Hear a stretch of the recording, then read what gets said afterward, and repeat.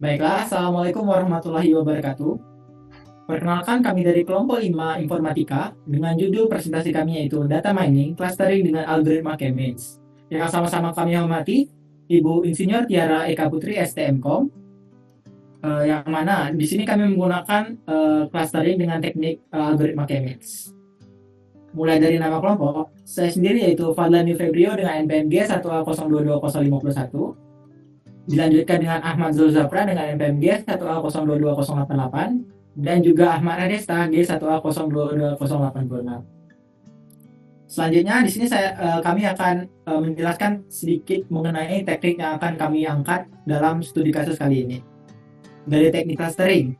Teknik clustering sendiri adalah clusterisasi adalah salah satu alat bantu pada data mining yang bertujuan mengelompokkan objek-objek ke dalam cluster-cluster.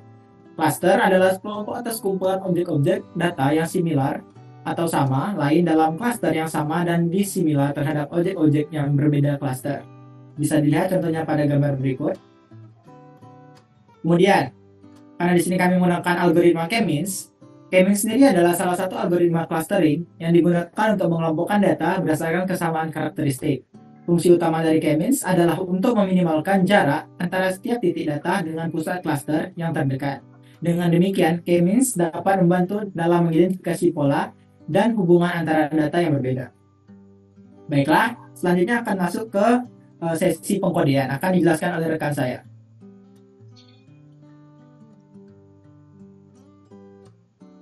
Oke, baiklah. Di sini saya akan memberikan penjelasan tentang kode-kode dan model yang telah kami buat. Nah, di sini terdapat beberapa tahap yang telah kami buat. Di sini terdapat tahap import library plus read dataset. Yang kedua adalah pre-processing data, implementasi model, evaluasi model, dan visualisasi data.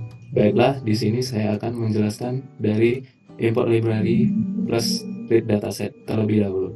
Yang pertama adalah kita akan mengimport dari base library. Di sini ada Panda, NumPy, Matplotlib, dan Seabird. Yang kedua adalah kita harus mengimport library dari visualization dari Matplotlib, Plotly, MissingNo, dan WordCloud. Untuk clustering di sini kita dapat mengimport K-Means dari Scalar, PCA, Silhouette Score, Kelbo Visualizer, Convectorizer, dan Label Encoder. Nah, di sini selanjutnya kami akan memuat dataset. Nah, di sini terdapat dua dataset yaitu TSDF untuk Corona Test dan kedua adalah Train DF untuk Corona Train. Nah, di sini terdapat 5 kolom yaitu username, screen name, location, tweet, original, dan sentiment.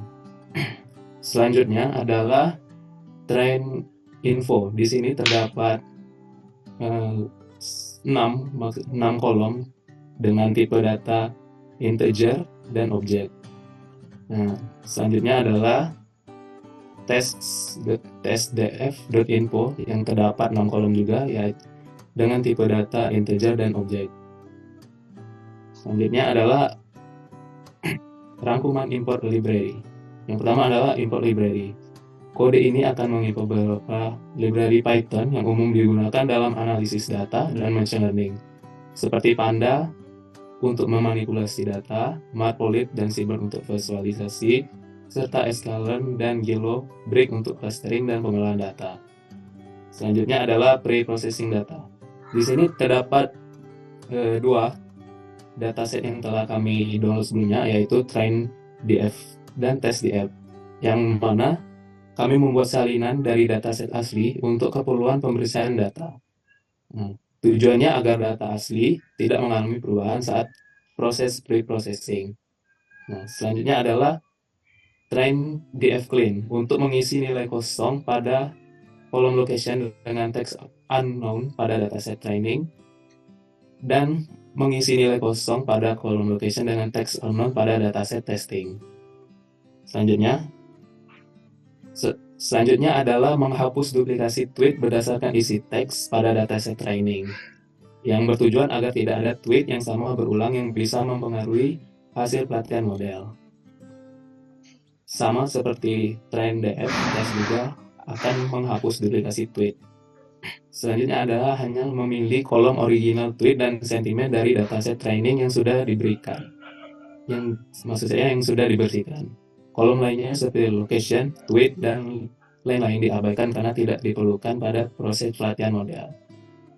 Selanjutnya adalah membuat objek label encoder untuk mengubah data categorical text menjadi angka dan mengubah label sentimen pada dataset training menjadi bentuk numerik, misalnya positif untuk 2, neutral 1, dan negatif untuk 0.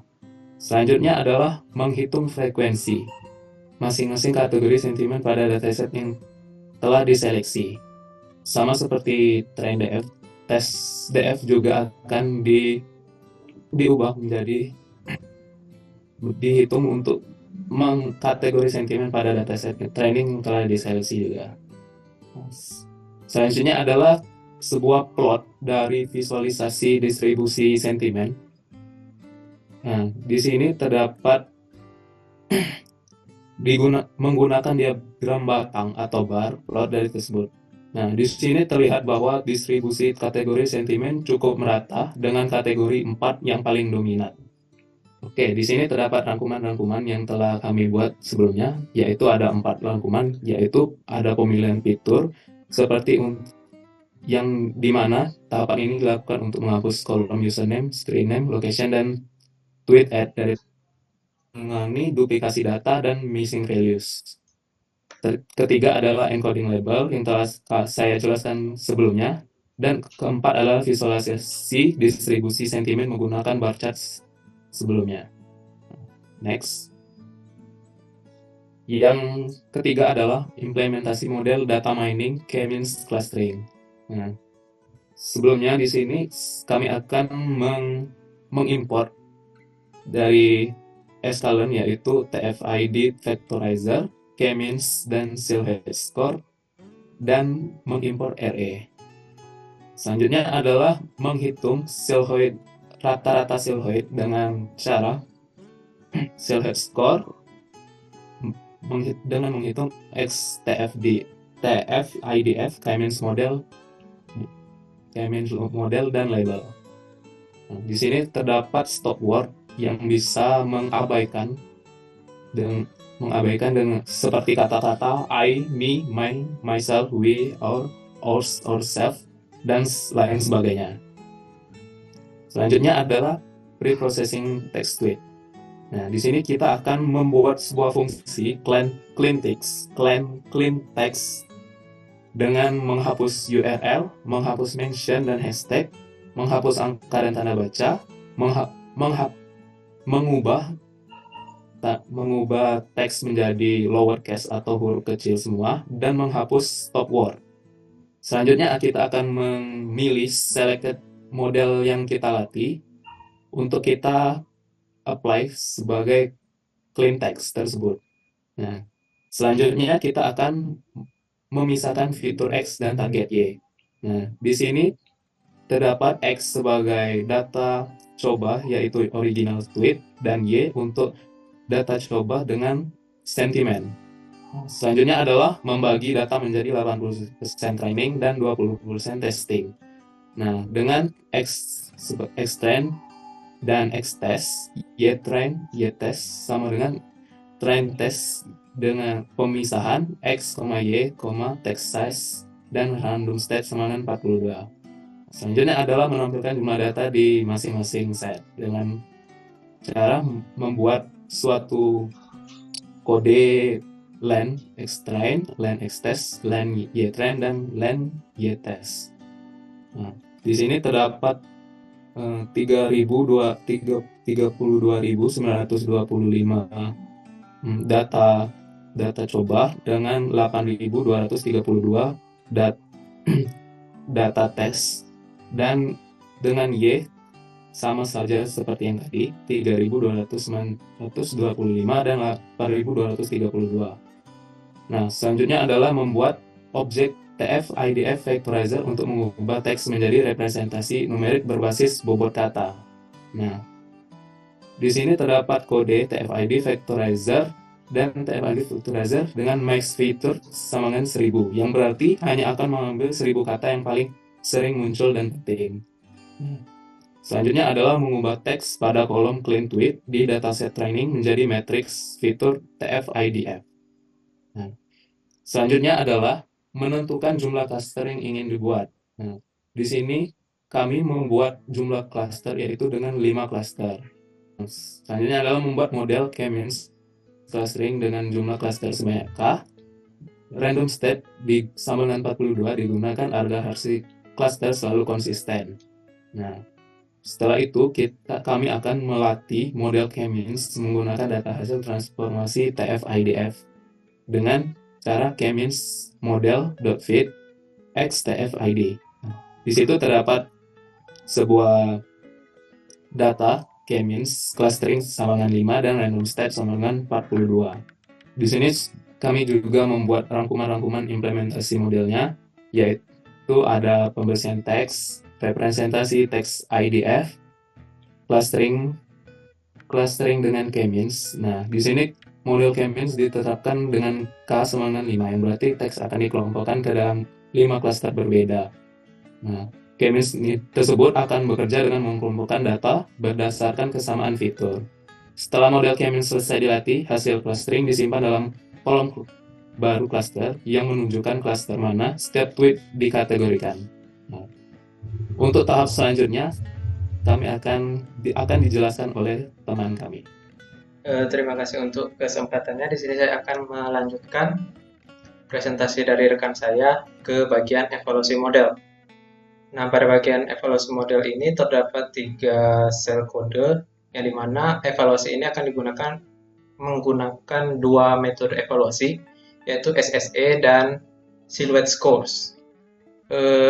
Di mana dapat kita lihat pada sel kode ketiga itu Silhouette Score dan SSE digabungkan menjadi sebuah tabel yang dimana nantinya kita akan bisa melihat kesimpulan dari nilai-nilai Silhouette Score dan SSE pada setiap klasternya. Nah, SSE ini mengukur seberapa dekat titik data dalam suatu klaster terhadap centroid klasternya. Semakin kecil nilai SSE, semakin baik data dikelompokkan.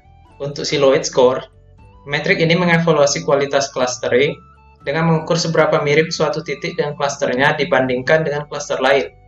Nilai Silhouette Score ini sendiri berkisar antara -1 sampai dengan +1. Dari tabel di atas yang sudah kita lihat tadi dapat dilihat skor tertinggi tercapai pada K2 atau klaster kedua dengan nilai 0,876. Sementara nilai lainnya bervariasi. Silhouette Score digunakan untuk mengukur seberapa baik klaster yang terbentuk. Nilai Silhouette Score juga berkisar antara -1 sampai dengan +1. Yang dimana nilai mendekati 1 menunjukkan bahwa klaster sudah terbentuk dengan baik dan setiap data berada dalam klaster yang tepat. Setelah melakukan tahap evaluasi, kami melanjutkan ke tahap visualisasi data. Yang pertama, pada plot visualisasi yang pertama terdapat distribusi panjang tweet, di mana dapat kita lihat plot ini menggunakan bar chart, yang dimana titik tertingginya ada di 250 jumlah karakter dalam tweet, di mana jumlah tweet tersebut mencapai hingga melebihi 3000 tweet. Untuk visualisasi selanjutnya adalah plot tentang jumlah tweet per sentimen dari waktu ke waktu, di mana dapat kita lihat yang mendominasi di sini adalah tweet positif dengan puncaknya pada sekitaran bulan Maret di 2020 yang secara berturut-turut dapat melebihi 800 jumlah tweet. Kemudian kami membuat 2 word cloud, yang dimana word cloud ini adalah visualisasi kata-kata yang menggambarkan frekuensi kemunculan kata kunci. Untuk plot word cloud yang pertama, kami membuat word cloud tweet dengan sentimen positif. terkhusus untuk sentimen positif. Untuk word cloud kedua, kami membuat word cloud untuk semua tweet. Jadi tidak hanya tweet yang positif saja. Kemudian yang terakhir adalah plot dari elbow method yang digunakan untuk melihat silhouette score untuk menentukan jumlah cluster. Nah, dapat kita lihat plot ini normal, dan dari plot kita dapat menyimpulkan bahwa cluster yang optimal terdapat pada K sama dengan 4 atau K sama dengan 5. Untuk visualisasi selanjutnya merupakan visualisasi silhouette score. Plot ini berbeda dengan plot yang sebelumnya, yang dimana yang sebelumnya merupakan plot SSE versus jumlah cluster. Dan untuk plot yang ini, jumlah cluster versus silhouette score. Untuk visualisasi data ini tadi, kedua grafik tersebut menunjukkan bagaimana kualitas clustering berubah seiring bertambahnya jumlah cluster. Skor silhouette mengukur seberapa baik data berada dalam cluster yang sesuai. Dengan nilai lebih tinggi menunjukkan pemisahan yang lebih baik antara cluster.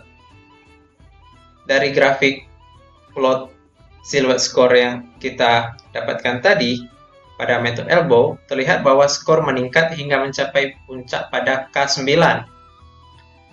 sebelum mulai menurun pada K10. Hal ini menunjukkan bahwa K9 mungkin merupakan jumlah cluster yang optimal karena menghasilkan pemisahan terbaik antar kelompok dalam data. Nah, untuk bagian selanjutnya yaitu menginterpretasikan hasil dan perbandingan review jurnal yang telah dilakukan sebelumnya.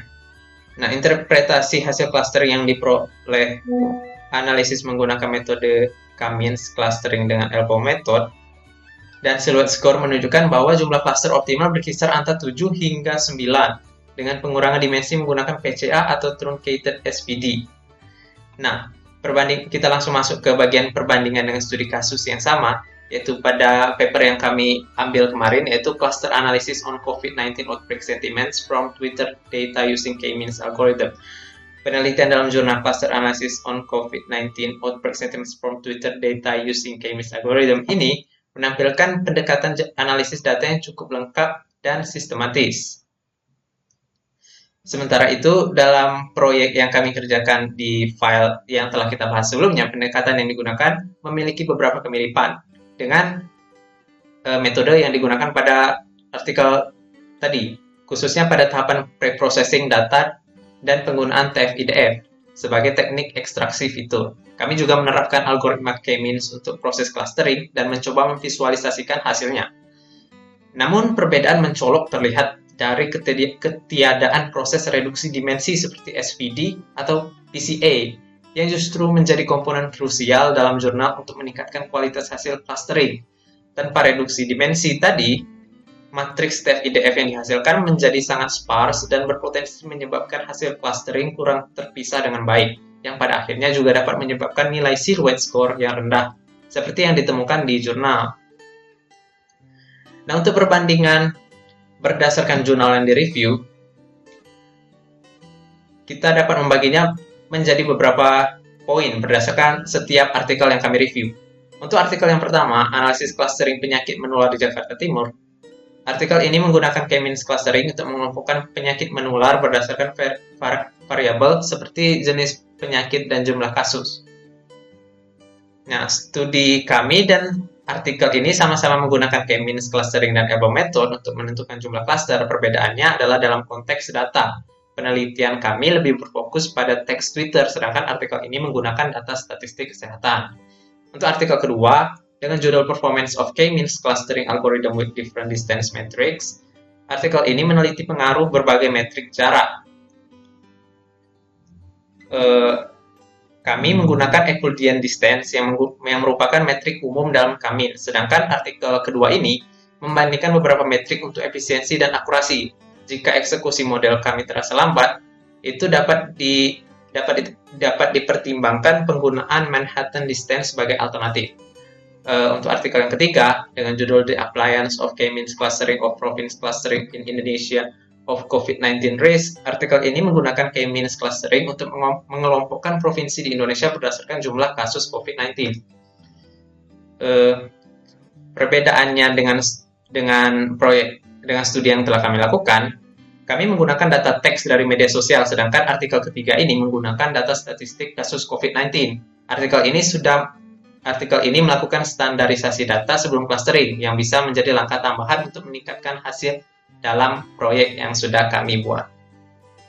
Baiklah, terima kasih kepada teman-teman yang sudah menyampaikan hasil presentasi ini. Mungkin karena kodenya sudah, mungkin di sini kami juga menampilkan sedikit percobaan menggunakan Streamlit atau deploy ringan. Namun mungkin deploynya ini sedikit agak berat.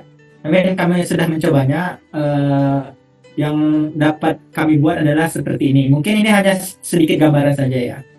Baiklah, ini adalah dari judul aplikasi clustering tweet COVID-19 dengan K-means. Aplikasi ini menampilkan hasil clustering yang telah kita buat di kode tadi dengan data tweet COVID-19. Terus kita juga dapat memilih jumlah cluster dan dapat melihat hasilnya secara interaktif. Di sini kita bisa lihat preview datanya. Ini preview saja ya, jadi bukan keseluruhan data. Ini data-datanya. Ini bisa kita milih juga pilih jumlah clusternya. Di sini kita bisa melihat silhouette score. Misal di sini kan ada jumlah cluster. Karena kami kan ini hanya gambaran saja, jadi tidak seluruh cluster kami masukkan. Di sini hanya mungkin dari cluster 2 sampai cluster 6. Di sini saya memilih cluster 3 dengan silhouette score 0,0162 dan insertnya WCSS 41984,40. Kemudian workload clusternya, cluster 0 bisa dilihat di sini. Ada cluster 1, mirip-mirip seperti yang dipresentasikan teman saya tadi. Juga ada cluster 2-nya dan hasil clusteringnya sebagai berikut. Di hasil clustering ini, jumlah datanya banyak sekali ya, sehingga Streamlit ini agak susah untuk mengolah yang kami masukkan. Berjumlah 44.954 data. Jadi wajar saja sangat berat jika menggunakan Streamlit. Di sini kita juga bisa mencoba memasukkan tweet Anda. Misal ya, mungkin loadingnya agak sedikit berat.